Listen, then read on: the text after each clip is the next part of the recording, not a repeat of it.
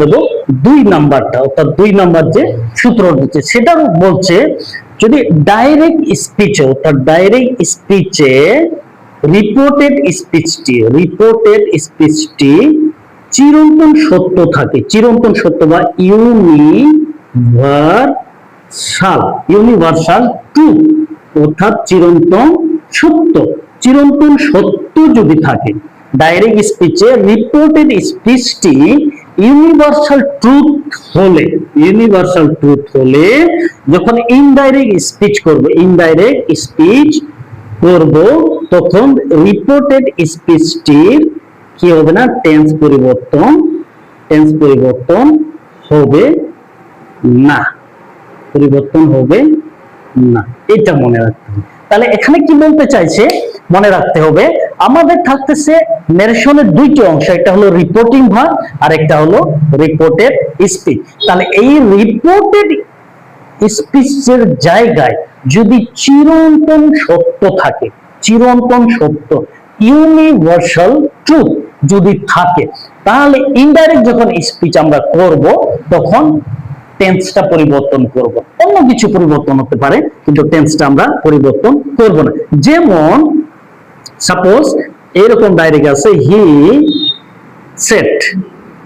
Shed man is mortal, তাহলে এই যে এখানে ম্যান ইজ মর্টাল অর্থাৎ মানুষ মরণশীল, এটা হলো চিরন্তন সত্য,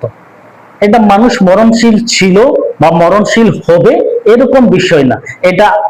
মানে পৃথিবীর শুরু থেকে মানুষ মরণশীল, তাহলে এটা হলো চিরন্তন সত্য। এই চিরন্তন সত্য যদি হয় আর আমাদেরকে ইনডাইরেক্ট স্পিচ করতে বলে তখন আমরা কি করব, হি সেড, এই ইনভার্টেড কমা উঠাই দিয়ে এখানে that a man is mortal, তাহলে এটা কি হলো না, এই টেন্সটা পরিবর্তন হলো, যেমন রয়েছে তেমনই আছে। যেমন আরো এরকম হতে পারে, আমরা যদি বলি she said the sun rises in the east, তাহলে এখানে দেখেন,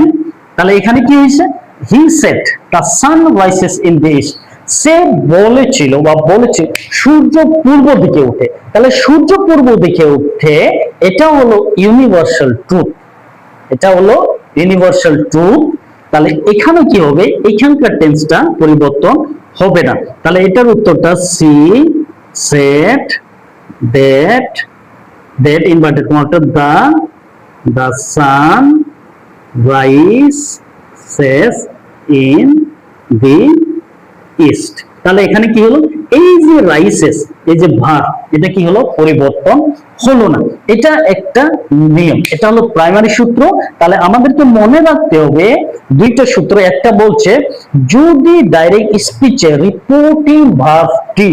প্রেজেন্ট বা ফিউচার ইনডিফিনিট টেন্স থাকে, এখানে বলছে এই রিপোর্টিং ভার্বটির জায়গায় যদি প্রেজেন্ট বা ফিউচার ইনডিফিনিট টেন্স থাকে তাহলে এইখানকার টেন্স পরিবর্তন